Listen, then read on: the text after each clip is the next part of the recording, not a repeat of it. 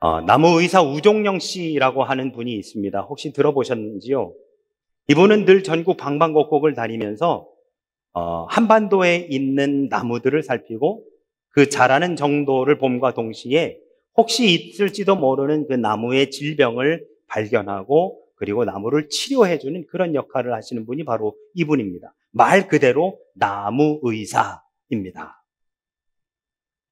그런데 이분이 어느 날 늙고 병든 잣나무 한 그루를 만났습니다. 그 나무는 서 있는 자체가 신기할 정도로 정말 많이 힘들어 보였다고 해요. 저는 저희 아내가 늘 놀리는 게 있습니다. 뭐냐면 저는요, 여러분, 식물은 꽝입니다. 저는 그냥 파란 게 풀이고 뻘건 게 꽃이지 이 꽃과 이 꽃이 어떻게 다른지, 이 꽃의 이름이 뭐고 저 꽃의 이름이 뭔지 저는 전혀 식물 쪽에는 완전히 문외한입니다. 그런데 한 번은 그거를 저도 들은 적이 있어요. 나무가 이렇게 올라가다가 갑자기 딱 꺾여져서 이렇게 그 가지가 뻗는 때가 있는데 제가 아는 한 분이 그런 말씀을 하시더라고요. 얘가 이때 얼마나 힘들었었을까요? 라는 말씀을 한 번 하시더라고요. 저는 그냥 와 멋있다라고 하고 말았었는데 그분이 그렇게 말씀하시는 걸 듣고 아 그렇구나 라고 하는 건 처음 그렇게 경험해 봤었습니다. 이 우정령 씨가 그 병든 나무를 보기만 하면 습관처럼 다가가서 그리고 치료하곤 해왔는데 그 늙은 잣나무 한 그루를 발견하고 나서는 과연 이 나무를 치료해 주는 게 무슨 의미가 있을까라고 하는 생각이 들었다고 합니다. 그래서 결국 그는 그 나무는 손도 대지 않고 그냥 돌아섰다라고 해요. 그리고 나서 1년쯤 지났을까?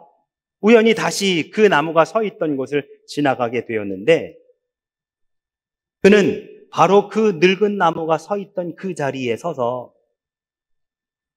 그 나무는 죽고 바로 그 자리에서 아주 작은 새로운 잣나무가 자라 올라오는 것을 발견했다라고 합니다. 가냘픈 가지마다 연한 새순을 올리고 하늘을 향해 줄기를 뻗은 어린 잣나무.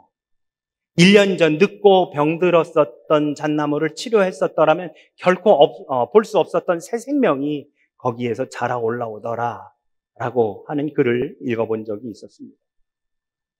여러분 모든 사람이 겪어야 하는 일이지만 대부분 나 자신과는 관계없어 라고 생각하면서 간과하고 지나가는 문제가 있습니다. 우리 모두에게 닥칠 문제이지만 우리 모두가 간과하고 살아가는 문제가 있습니다. 뭔지 아시겠습니까? 바로 죽음이라고 하는 문제입니다.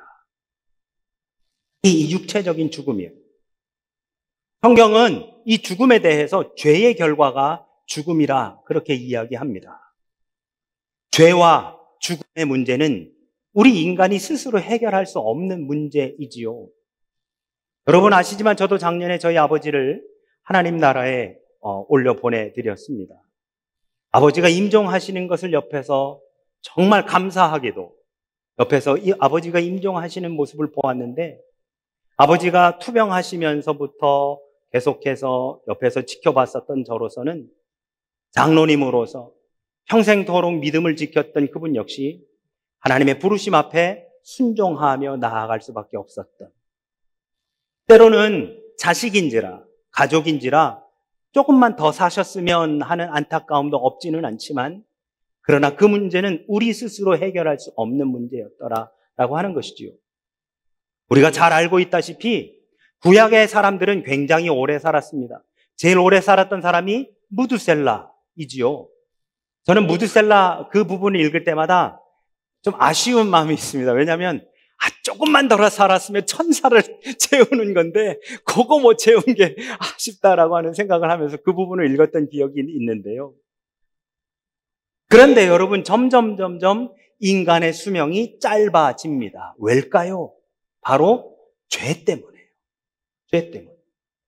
우리 인간은 이 죄의 문제, 죄의 굴레에서 스스로 벗어날 수 없기에 결국 그 죽음이라고 하는 것을 마주할 수밖에 없습니다. 그래서 하나님께서 우리 스스로 이 죽음의 문제, 이 죄의 문제를 해결할 수 없기에 보내주신 분이 있으니 그가 누구냐? 바로 예수 그리스도이신 것이죠. 그분이 오심으로 말미암아 드디어 우리는 이 죄의 굴레에서 해방되어지고 죄의 구덩이에서 건지심 받아 이제 죽음에서 삶으로 옮겨지게 된 것입니다. 여러분 믿으십니까? 믿으십니까? 제가 이렇게 여쭤볼게요. 여러분, 우리는 신앙생활하면서 믿음이라고 하는 말을 참 많이 하면서 그렇게 살아갑니다. 지금도 제가 여러분 믿으십니까? 하고 여쭤봤죠. 저는 솔직히 여러분께 이렇게 잘 많이 여쭤보지 않는 스타일인데, 여러분, 우리가 흔히 말하는 믿음은 도대체 뭐 믿는 거지요? 뭘 믿는 거지요? 하나님이라고 하는 존재 자체를? 예수라고 하는 존재 자체를 그냥 믿는 건가요? 저는 이렇게 얘기하고 싶습니다. 교회에서 우리가 믿어야 하는 근본적인 것은 바로 부활이다. 부활이란 죽었던 사람이 다시 살아나는 것을 말하는 겁니다. 그런데 저는요, 여러분, 부활을 이렇게 표현하고 싶습니다. 부활은 삶과 죽음, 죽음과 삶이 교차되는 부분에서 그 순서가 바뀌는 것이다. 이해가 되십니까? 삶과 죽음의 순서가 바뀌는 것이다. 대부분 여러분 세상은 뭐라고 생각하냐? 삶을 살고 그리고 죽는다고 말합니다. 근데 부활은요, 그 죽음 뒤에 사는 게 부활이에요. 세상은 100여 년 가까이 살고 그리고 나서 죽음을 말합니다. 근데 부활이란 죽음에서 다시 삶으로 나아가는 것을 말하는 거예요. 그래서 죽음과 삶과 죽음이 교차하는 바로 그 순간에 순서가 바뀌는 것이 부활입니다. 성경에서는 이 일이 일어났다고 말하고 그래서 우리더러 믿으라고 합니다. 우리는 이것을 믿는 사람들을 가리켜서 뭐라고 통칭하느냐? 크리스찬이라 이야기합니다. 왜? 예수님께서 이것을 경험하셨기 때문에. 예수님께서 그 부활을 이루셨기 때문에. 예수님께서 삶과 죽음, 죽음과 삶의 순서가 바뀌는 이 부활을 직접 우리에게 보여주셨기 때문에 이것을 믿는 사람들을 우리는 크리스찬이라 라고 이야기하고 우리는 그것을 복음이라 하고 말합니다. 그러면 여러분, 제가 하나만 더 여쭤볼게요. 여러분은 예수님께서 부활하셨다는 사실을 정말 믿으십니까? 정말 믿으십니까? 여러분, 예수님이 부활하셨다는 사실을 진짜 믿으십니까? 우리끼리 여러분, 우리끼리 좀 더 솔직해져 보시자고. 정말 믿으십니까, 여러분? 예수님이 부활하셨다. 십자가 위에서 물 한 방울 남기지 않고 6시간 동안 달려가지고 벌레가 그 위를 타고 올라가고 그리고 새가 쪼아가지고 물기가 다 빠진 상태로 그렇게 빼짝 말라 죽은 그 사람이 3일 뒤에 이제 그 시신이 썩어 들어가 냄새가 날 판국인데 3일 뒤에 그게 살아났다라는 게 여러분 믿어지십니까? 이게 믿어지면요, 여러분, 진짜 믿음 좋은 겁니다.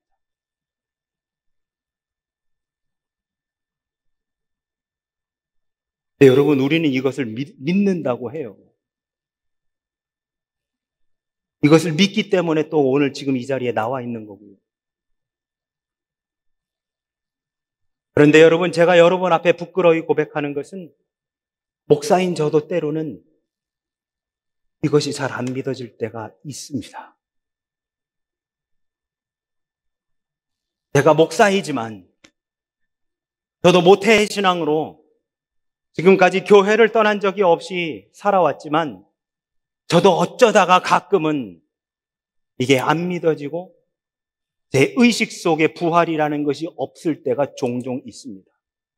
어떻게 죽었던 사람이 살아날 수 있습니까? 호흡이 끊어진 지 3일이 지난 사람이, 더군다나 아까도 말씀드린 것처럼 3일 동안 그렇게 지내 시신이 이제 썩어 들어가고 있는 그 상황에 사람이 어떻게 다시 살아날 수 있습니까? 도저히 세상의 상식으로는 이해가 되지 않고 우리의 경험으로는 도저히 설명이 안 되는 이 사실이, 오늘 본문에서 사도 바울은 복음에 대해서 이렇게 정의 내립니다. 3절과 4절에 성경대로 그리스도께서 우리 죄를 위하여 죽으시고 장사 지냄 받으셨다가 성경대로 사흘 만에 다시 살아나셨다. 즉 복음은 그리스도의 죽음과 부활이라고 하는 것인데요. 그리스도의 죽음과 부활이 왜 우리에게 복음이 되느냐? 복음이란 좋은 소식 아닙니까, 여러분?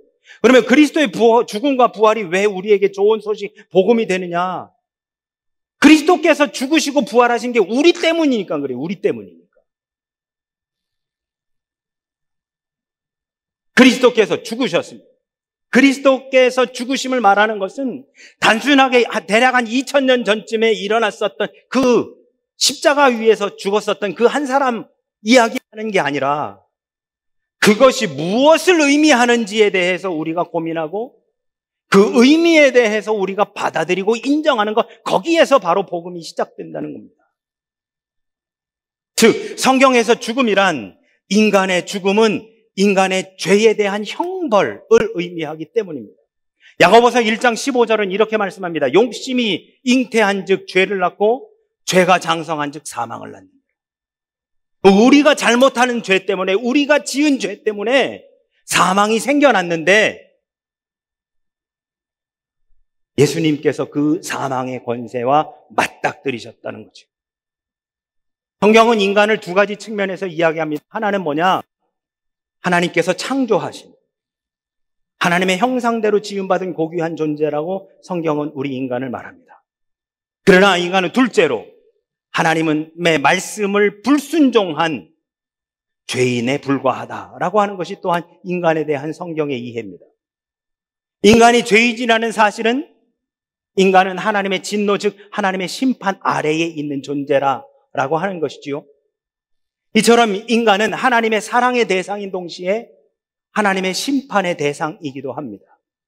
그런데 문제는 여러분, 사랑을 받는 거야 내가 선택한 것이 아니라 하나님께서 우리를 창조해 주셨기에 사랑해 주시는 것. 그래서 그 사랑은 어쩌면 우리의 행동 때문이 아니라 하나님께서 우리에게 직접적으로 주시는 은혜가 되어집니다. 그런데 이 하나님의 심판이라고 하는 것은 내가 지은 죄에 대한 결과가 되는 거예요. 근데 문제는 내가 지은 죄에 대한 결과를 내가 해결할 방법이 없어요. 예를 들어 세상이라고 한다면 내가 누군가의 것을 강제로 훔치거나 뭘 했으면 법에 따라서 너 뭐 징역 몇 년, 벌금 얼마, 땅땅땅 해가지고 그거에 대한 죄 대가를 치르면 됩니다. 그런데 하나님 앞에 인간의 죄에 대한 결과는 우리 인간 스스로가 치를 길이 없는 거예요. 그래서 우리 스스로는 그것에 대해 벗어나올 길이 없는데 하나님께서 우리 인간이 그것을 벗어날 길을 열어주신 겁니다. 그게 누구냐? 바로 예수님이죠. 그게 무엇이냐? 바로 십자가의 은혜가 바로 그것이라는 겁니다. 즉 예수님께서 죽으시고 부활하신 것은 2000년 전에 있었던 한 사건에 머무는 것이 아니라 우리가 우리의 죄 때문에 벗어날 수 없는 이 사망이라고 하는 굴레에서 벗어날 수 있도록 하나님이 열어주신 바로 그 피난처와 통로, 구원의 길이 되어진다는 것이죠. 예수 그리스도의 십자가의 고난과 죽음 그리고 부활의 목적은 명확합니다. 우리 모두의 죄와 죽음 때문이죠. 그리고 이 문제를 해결하시기 위해 예수님께서 십자가를 지으셨습니다. 이 놀라운 사실을 믿는 사람에게 죽음이란 멸망하는 사망이 아니라 다시 살아나는 부활로 시작되어진다는 것이지요. 그렇기 때문에 여러분, 우리에게는 삶이 먼저고 죽음이 나중이 아니라 죽음이 먼저고 삶이 나중이 되는 것입니다.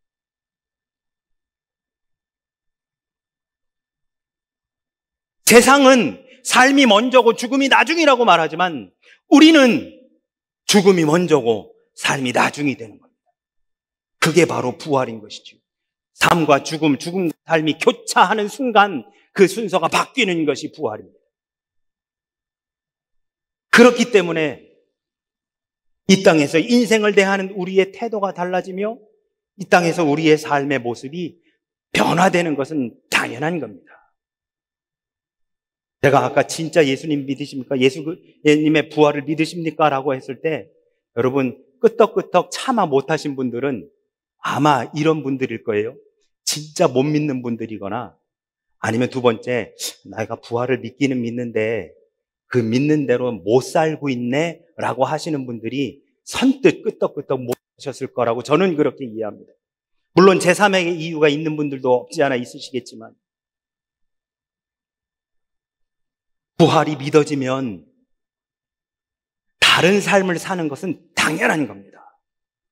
부활이 믿어지면 우리의 태도나 행동이나 우리의 삶이 변화되는 것은 당연한 겁니다. 하나님 만나면 모세가 호렙산에서 내려올 때 변화되었던 것처럼, 예수님께서 변화사에서 하나님을 만나고 내려오실 때 변화되었다라고 하는 것을 제자들이 다 알아볼 수 있었던 것처럼 그의 삶이 변화되는 것은 당연한 일입니다. 율법주의자로 평생을 살아왔었던 바울은 이 사실을 절대로 인정할 수 없었습니다. 믿을 수도 없었습니다. 어떻게 죽은 사람이 다시 살아날 수 있어? 그렇게 말하는 것 자체가 유대교의 교리를 굉장히 위협한다고 그는 판단했습니다. 그래서 예수가 그리스도라고 믿고 그를 전파하는 사람들을 잡아다가 박해하고 핍박했던 사람이 청년 사울이었습니다. 이러한 바울의 삶, 청년 사울의 삶에 변화된 가장 큰 계기가 바로 다메섹에서 그 부활하신 예수님을 만난 사건 아닙니까? 다메섹으로 가던 길에, 그것도 그 다메섹에 예수가 그리스도라고 믿는 사람들이 모여 있으니 그 사람들 잡아가지고 갔다가 감옥에다가 쳐넣으려고 영장 받아가지고 가던 그 길에 사울아 사울아 내가 핍박하는 예수라, 부활하신 주님이 사울을 만나주십니다. 사울의 인생의 방향과 목적이 완전히 달라진 것이죠.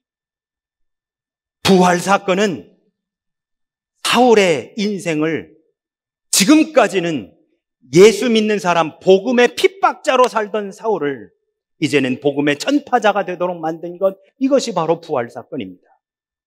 여러분, 지난주에도 말씀드렸지만 이 고린도라고 하는 지역은 헬라 철학의 영향으로 인해서 굉장히 사색적이고 사변적이었습니다. 그러나 또 다른 한 부류는 신앙적으로 굉장히 신비주의적인 신앙을 가지고 있던 사람들도 있었습니다.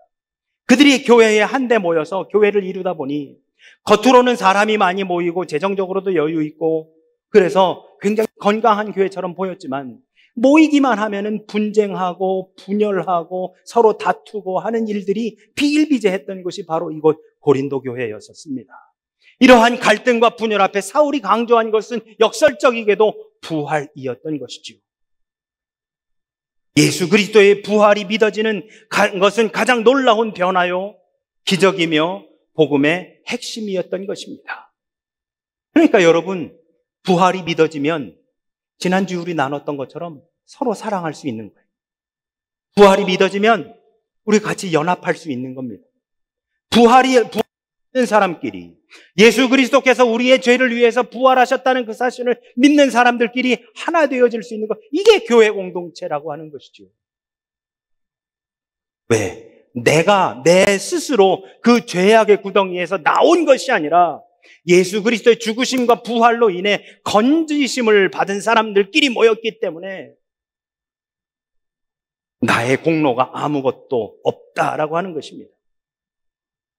그래서 사도 바울은 바로 그러한 사람들을 향해 부활을 이야기하기 위해 예수님의 부활을 지켜본 사람들을 5절부터 8절까지 언급합니다. 게바와 500여 형제, 그리고 야고보에 이르기까지. 그리고 8절 말씀에서 자신을 이렇게 표현합니다. 맨 나중에 만삭되지 못하여 난 자와 같은 내게도 보이셨느니라. 여러분, 여기에서 말하는 만삭되지 못하여 난 자라는 것은 자기가 8삭둥이나 7삭둥이라고 하는 그러한 말이 아닙니다. 육신적으로 내가 어머니 태중에서 10개월을 다 채우고 나오지 못한 사람이야 라고 하는 말이 아니라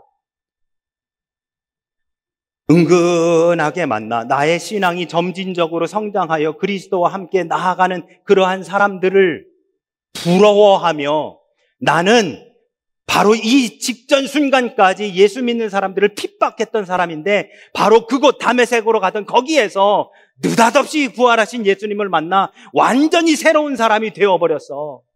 그러니 나는 한마디로 얘기하면 만삭이 되지 못하여 난 자 같은 그런 사람이야 라고 하는 바로 그런 표현이 되는 것이죠. 본래는 교회를 핍박하던 유대교인이었으나 갑작스러운 회심으로 인하여 새롭게 거듭난 자기 자신을 가리키는 표현이 바로 이 만삭되지 못하여 난자 같은 나다라고 하는 것입니다. 즉 여태까지 하나님을 믿던, 예수를 그리스도로 믿던 사람들을 핍박했던 바울이 하나님의 은혜, 즉 그리스도의 부활로 인해 거듭나게 되어 사도로서 쓰임받음에 감사한 표현이 바로 이 8절의 표현이다라고 하는 것입니다. 그리고 9절에 이렇게 고백합니다. 나는 사도 중에 지극히 작은 자라. 내가 하나님의 교회를 핍박하였으므로 사도라 칭함받기에 감당치 못할 자라. 부활하신 그리스도를 만난 바울은 죄인된 자신의 실체를 깨닫고, 그리고 그리스도의 십자가에 죄인된 자아를 죽이고 그리스도의 부활에 참여하여 새 생명을 지닌 거듭난 사도로 복음의 선포자로서의 삶을 살게 되었습니다. 그래서 바울은 10절에서 이렇게 고백합니다. 그러나 내가 나 된 것은 하나님의 은혜로 된 것이니 내게 주신 주의 은혜가 헛되지 아니하여 내가 모든 사도보다 더 많이 수고하였으나 내가 한 것이 아니요 오직 나와 함께 하신 하나님의 은혜로라. 여러분, 9절은 바울의 과거의 모습입니다.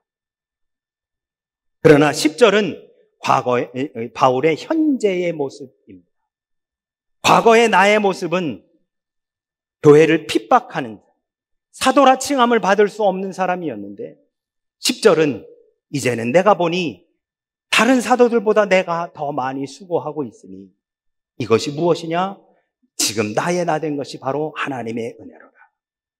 과거의 관점에서 보면, 과거의 관점에서 현재의 나를 보면 바울은 이렇게 얘기합니다. 나의 나 된 것은 하나님의 은혜로 된 것이다. 여러분, 우리들의 오늘날을 한번 되돌아보시죠. 과거의 나를 그리고 오늘의 나를 한번 비교해 보시죠. 오늘의 나가 이렇게 변화될 수 있었던 것은, 과거의 내 모습에서 오늘의 내가 된 것은 하나님의 은혜 아니면 설명할 길이 없는 것 아닐까요? 10절을 다시 보시면 그 한 절 안에 하나님의 은혜라고 하는 표현이 3군데나 나옵니다. 그러나 내가 나 된 것은 하나님의 은혜로 된 것이니 내게 주신 그의 은혜가 헛되지 아니하여 내가 모든 사도보다 더 많이 수고하나 내가 한 것이 아니요 오직 나와 함께 하신 하나님의 은혜로라. 첫째로 내가 나 된 것이 하나님의 은혜입니다. 믿으십니까? 내가 나 된 것이 하나님의 은혜입니다. 과거의 모습을 벗어버리고 오늘의 내가 있음이 바로 하나님의 은혜라고 하는 것이지요. 여러분, 이렇게 표현해 볼까요? 소시적의 나를 한번 생각해 보십시오. 세상에서 다른 사람들 틈바구니에 어울려가지고 있었던 그 소시적의 내가 오늘날 이렇게 바뀌어 지금 오늘 이 시간 이 자리 여기에 나와서 이렇게 예배드리고 있습니다. 하나님의 은혜 아니면 설명이 안 되는 것 아닙니까? 이 내가 나 된 것이 하나님의 은혜라고 하는 이 고백은 사도 바울만의 고백이 아니라 아마 우리 모두의 고백인 줄로 믿습니다. 과거 세상 속에서 세상 문화를 즐기며 살았던 우리들이 오늘날 이렇게 변화된 삶을 살아가는 것은 하나님의 은혜 아니면 설명이 안 되는 것입니다. 둘째로 헛되지 않은 은혜입니다. 헛되지 않은. 하나님께서 당신의 아들을 보내주셨으니 예수 그리스도께서 십자가에 달려 우리를 위해 당신의 목숨을 내어주신 그 사흘 만에 부활하신 그 은혜가 우리에게 헛되지 않아야 된다라고 하는 것이지요. 부활을 믿지 못했던 우리들에게 예수 그리스도의 부활이라고 하는 것이 한낱 헛된 구호나 사상에 머무는 것이 아니라 그냥 하나의 그냥 이데올로기처럼 우리들에게 다가와 있는 것이 아니라 그것이 진짜 있었던 역사적인 사건, 그것이 바로 나를 위한, 나의 죄 때문에 생겨난 바로 그러한 현실적인 사건임을 우리가 온몸으로 느끼고 나아가야 할 것입니다. 서두에서 저도 가끔은 이 부활이 믿어지지 않는다는 말씀을 드렸지요. 그런데 여러분, 그 부활이 믿어지지 않을 때 하나님의 은혜를 구하고 그것이 희미해질 때 나에게 필요한 것이 바로 하나님의 더 은혜임을 간구하며 나아가며 그것이 우리에게 다시금 고백되어질 때 우리의 두 눈에서 흘러내리는 그 눈물줄기가 하나님의 은혜가 나에게 고백되고 있음을 증명해 주는 것이 아닐까요? 여러분, 우리가 세상을 살면서 예수 그리스도의 부활을 진짜 믿으면서 세상을 산다면 죄송하지만 어제처럼 그렇게 살아도 될까요? 엊그제처럼 살아도 될까요? 지난 한 주간처럼 살아도 되는 것일까요? 지금 2025년을 시작하고 한 달 반 정도 지났는데 그 한 달 반 정도 살아간 것이 진짜 부활을 믿는 사람들의 삶으로서 우리가 살아왔던 것일까요? 그것이 아니라고 한다면 하나님께서 우리에게 주신 그 은혜가 헛된 것이 된고 만 것입니다. 그래서 우리는 그 은혜가 헛되지 않도록 해야 합니다. 날마다 매일같이 매 시간마다 예수 그리스도의 부활이 바로 나 때문임을 다시 한번 리마인드 하면서 우리는 바로 그 은혜 위에 우리의 삶을 살아 나가야 하는 것입니다. 그래서 로마서 8장 2절은 이렇게 말씀합니다. 이는 그리스도 예수 안에 있는 생명의 성령의 법이 죄와 사망의 법에서 너를 해방하였습니다. 죄와 사망의 법은 삶의 뒤에 사망이 옵니다. 그러나 생명의 성령의 법은 사망 뒤에 새로운 생명이 열려지는 것입니다. 셋째로, 내 모든 수고가 내가 한 것이 아니요 하나님의 은혜입니다. 여러분, 내가 하는 것이 아닙니다. 우리가 하는 것이 아닙니다. 그 어떤 일이 됐든지 간에 내가 하는 것이 아닙니다. 하나님이 하시는 겁니다. 내 능력으로, 내 지식으로, 내 역량으로 하는 것이 아닙니다. 고린도 교회 사람들은 자신의 지식으로, 자신의 능력으로 한다고 그렇게 믿었고 알았던 사람들입니다. 그러니 교회에 모여가지고 싸우기만 하는 거예요. 내가 하는 것이 아니라 하나님의 은혜로 모든 것이 이루어진다고 믿고 고백하는 사람들은 모여서 서로 사랑하기 바쁩니다. 감싸주고 섬기며 서로 아끼고 하는 것, 이 모든 것이 다 하나님의 은혜인 줄로 믿습니다. 사랑하는 우리 영광의 성도 여러분, 초대교회 성도들이 갈등을 해결하고 유대인과 이방인이, 이방인과 유대인이 교회 안에서 하나가 될 수 있었던 것은 바로 예수님의 부활을 믿었기 때문입니다. 그 부활 신앙을 소유했기 때문입니다. 14절은 이렇게 말씀합니다. 그리스도께서 만일 다시 살아나지 못하셨으면 우리가 전파하는 것도 헛것이고 또 너희 믿음도 헛것이라. 부활이 없다면 우리의 믿음이, 우리가 하는 지금 이 모든 행위가 다 헛된 것일 겁니다. 뒤집어서 부활이 있기에, 실제 그 부활이 이루어졌기에, 죄와 사망의 법에서 우리를 건져주셨기에 오늘 우리들이 예배드리는 이 모든 행위가, 우리가 신앙생활이라 불리는 모든 것들이, 그리고 우리의 삶 전체가 의미 있는 것이고 바로 우리 삶 전체가 하나님의 은혜임을 고백할 수 있는 것인 줄로 믿습니다. 교회의 연합과 본질 회복의 시작은 바로 이 부활 신앙의 회복에서부터 출발하는 것입니다. 그리고 그 부활은 지난주 나누었었던 사랑에서 시작되는 것이지요.